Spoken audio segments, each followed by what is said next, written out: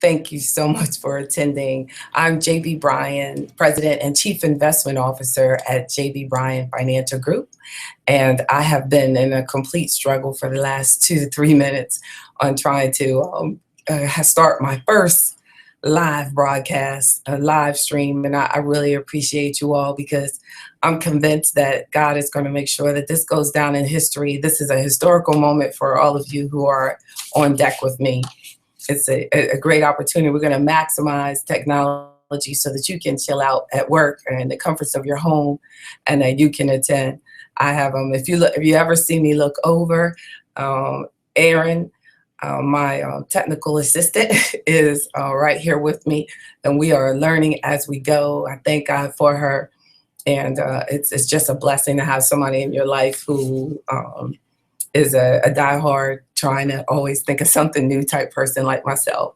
So again, I'm JB Bryan, President and Chief Investment Officer at JB Bryan Financial Group, a registered investment advisory firm. Make sure you put in comments, and Aaron's going to try to help me with those because right now I see a complete screen of just myself. So hopefully the comments, if you ask any questions, you'll let me know because we only have like from 12 to 12:30. So that gives us about 25 more hot minutes for us to talk about starting your own business.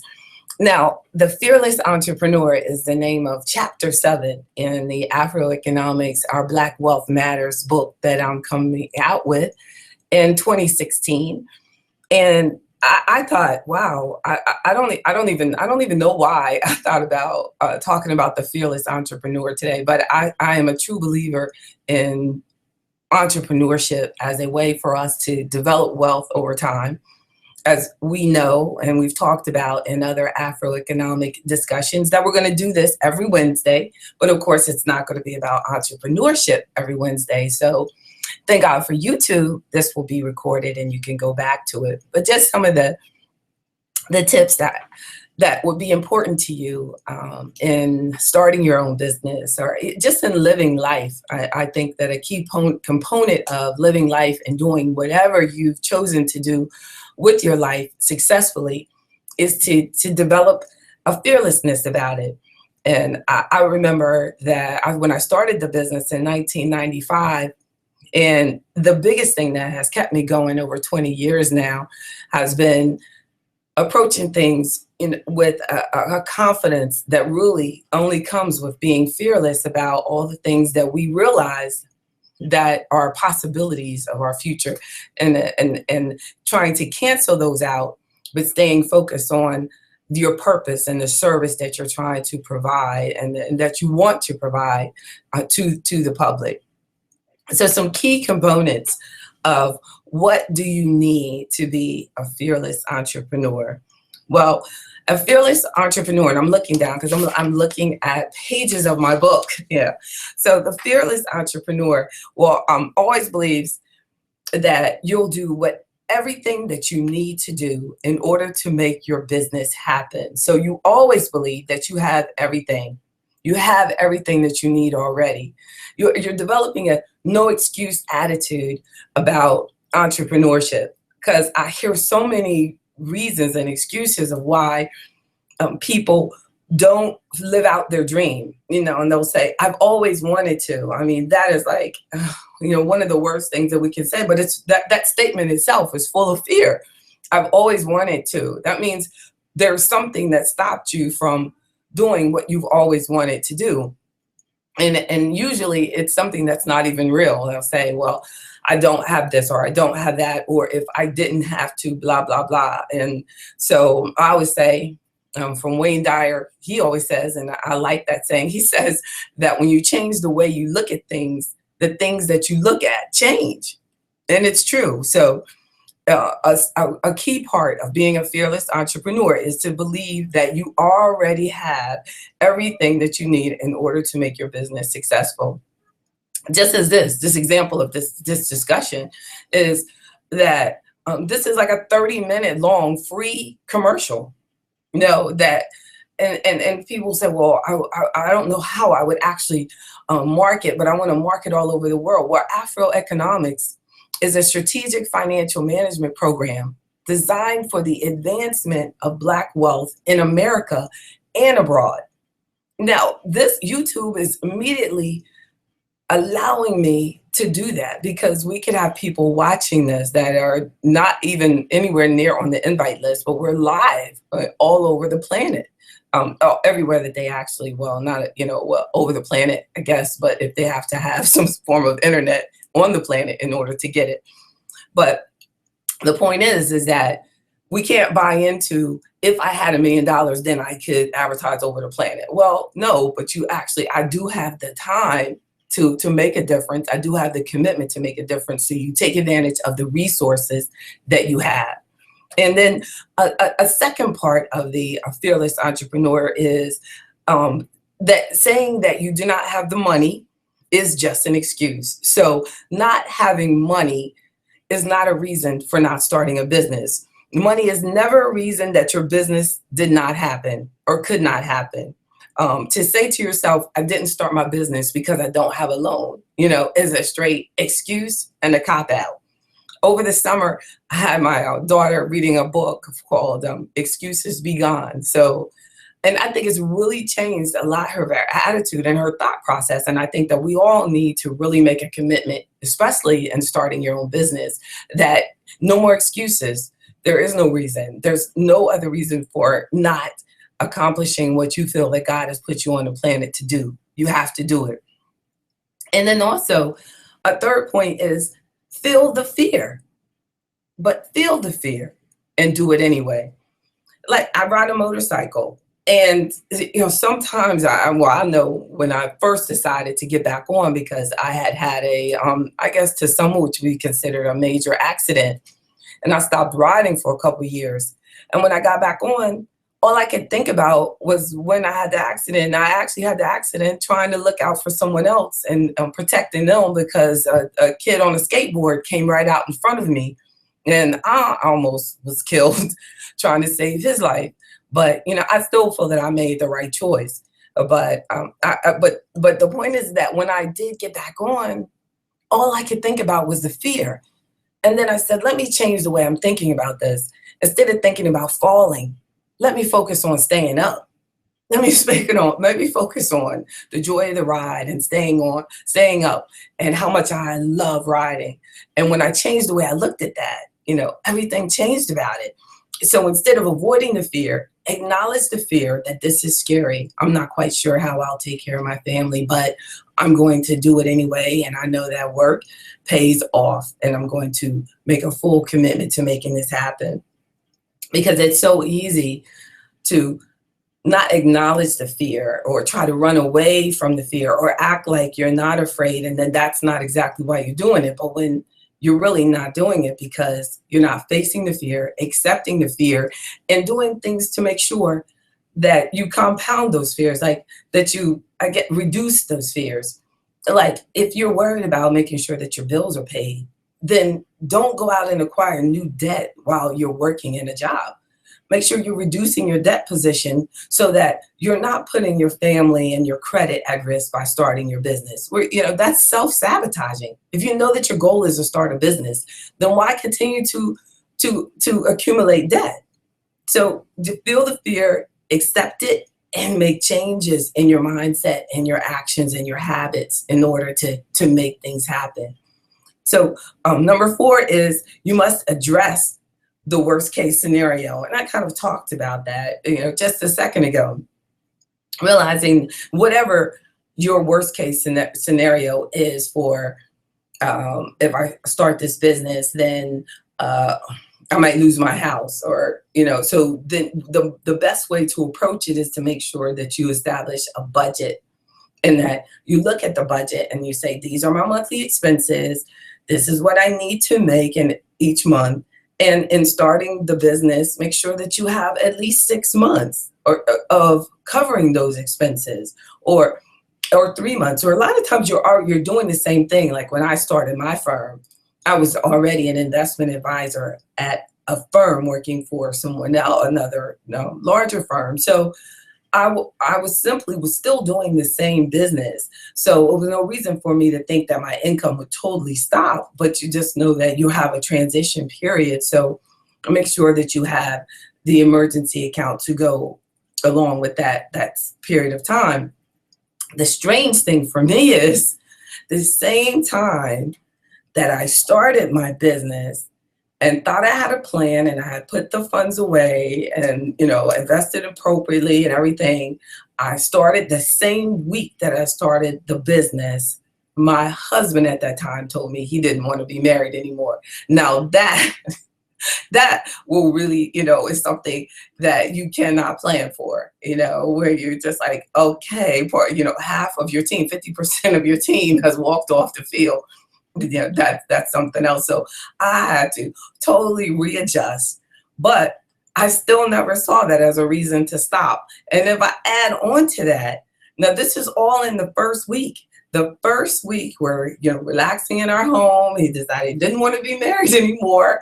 And then I moved into an apartment. All of this in the first week, and the apartment building burned down. All of this. This is 1995.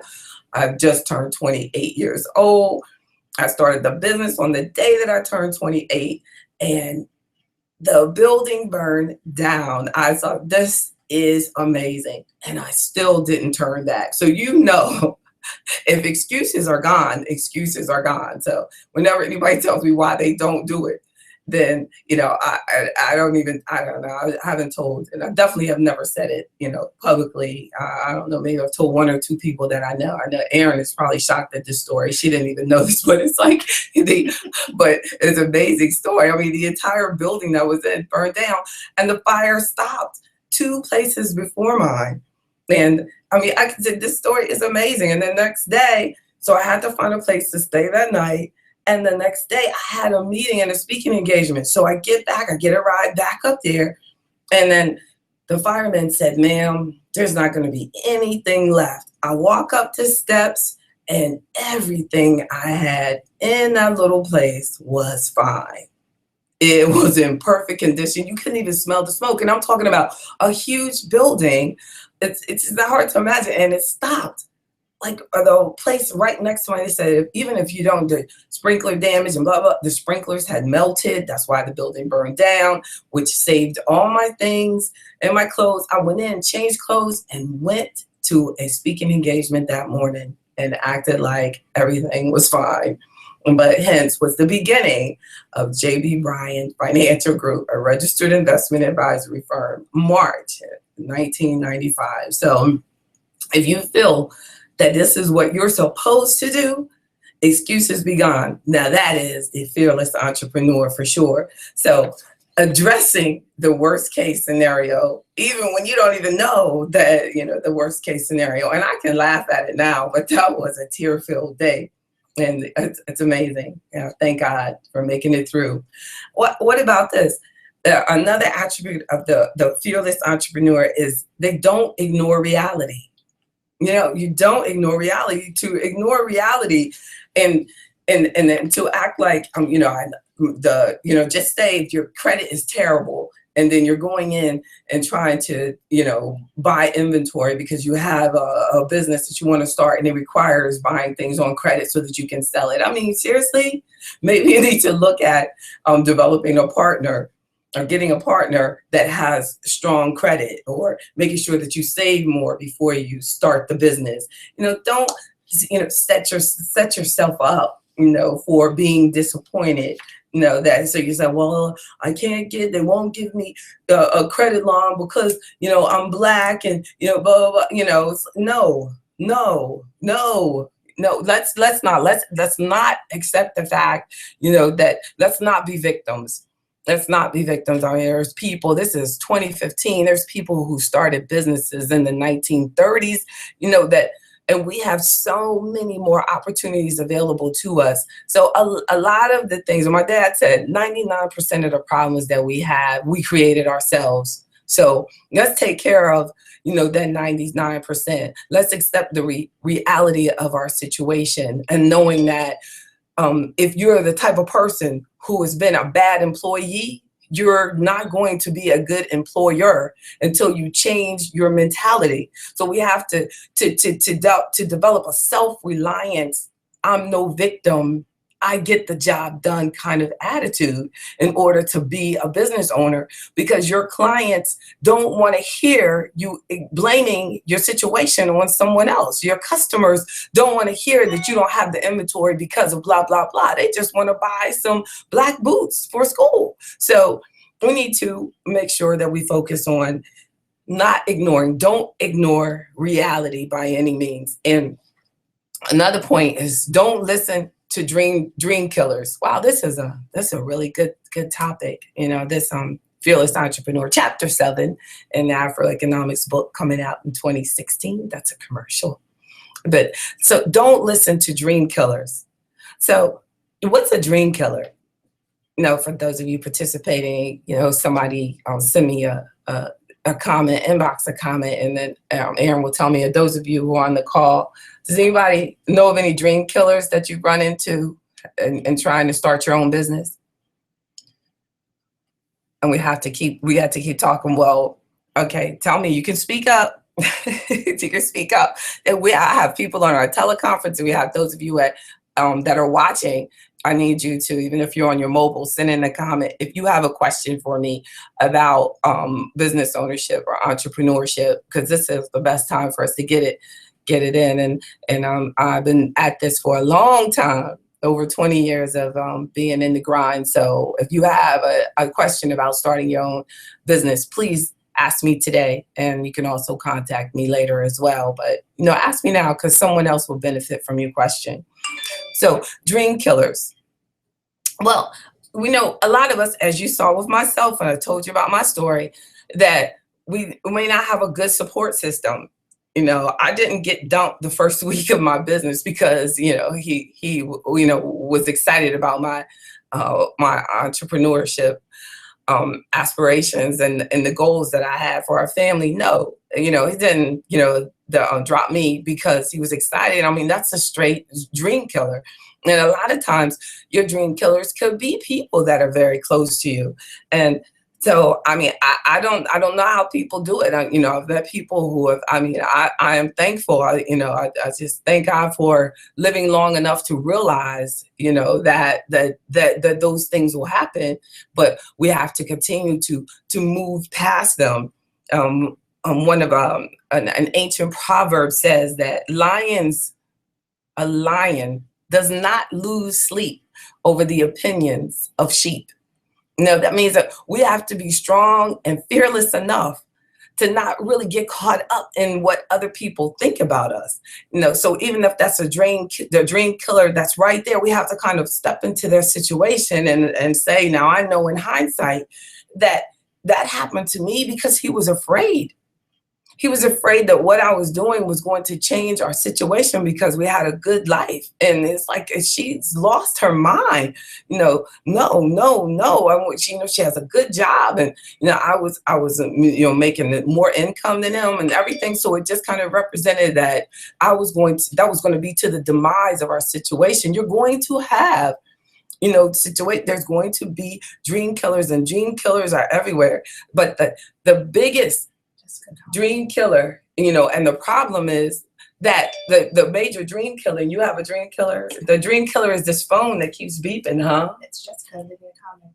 Oh, so we have a comment? Yep. Oh, and I can't see it. You're gonna have to share it with me, because as soon as I touched the phone, it took it away. Can you see it? Jessica said, my dad sent me my job posting he found in the newspaper at least once a month for the first 5 years in my business. Oh, he was trying to help me. Someone said that their father was sending them job postings about their and she said he was a real dream killer, even though he felt, like I was saying, that he felt that he was trying to help her by sending her job opportunities. That he's like, why would you send her? But you know, Jessica is a major reason that you're looking at me right now, because she has her own business. She does editing. She edited all my Channel 6 videos and put them on the YouTube for me. And I mean, I have to tell her dad, you know, that, you know, thank God that Jessica didn't listen to you, because it is amazing. That's the butterfly effect.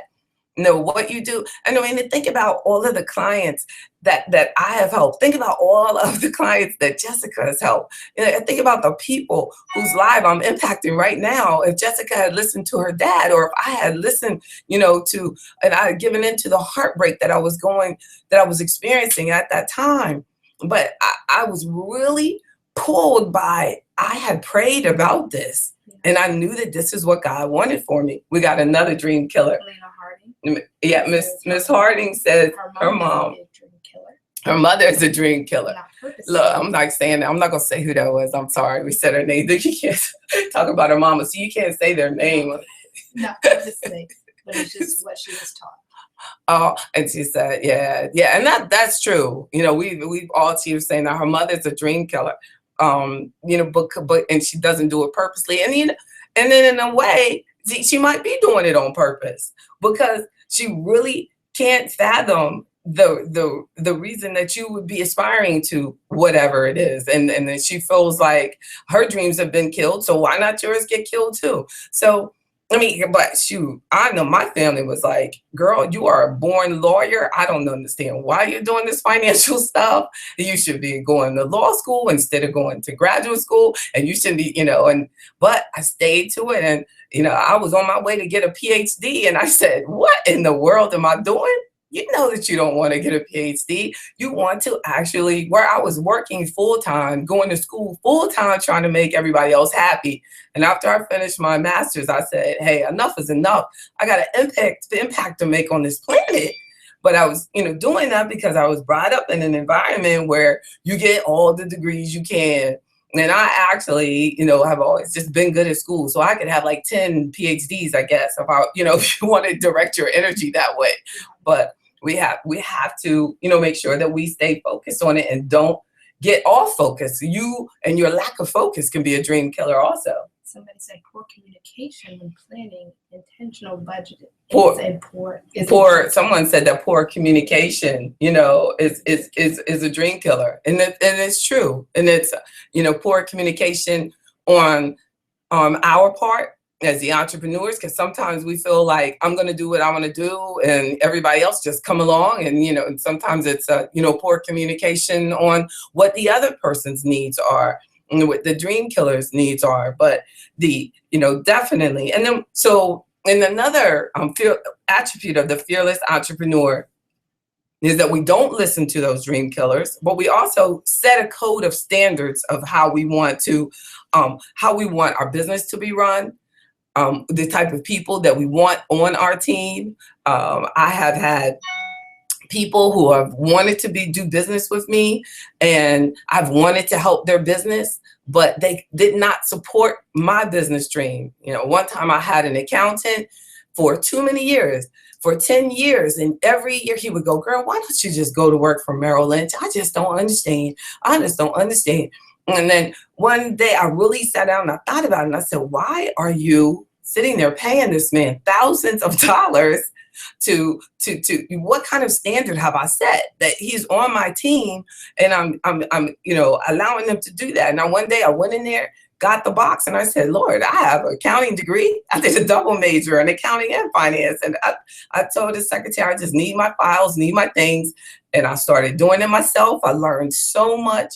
And I saved myself thousands of dollars. Now, it took like working, you know, till 1 o'clock in the morning on a lot of days, but, you know, it helped me understand my business more, understand tax strategies more. It helped me be able to help you more. So a lot of times we need to make sure that we set a code of standards of how people treat us. I had someone also on my marketing team. He wanted to be on my marketing team, but he started focusing on who I was not and what I need to do because I'm not that person, where I don't think about who I am or who I am not, or who's on national TV and I'm on local TV.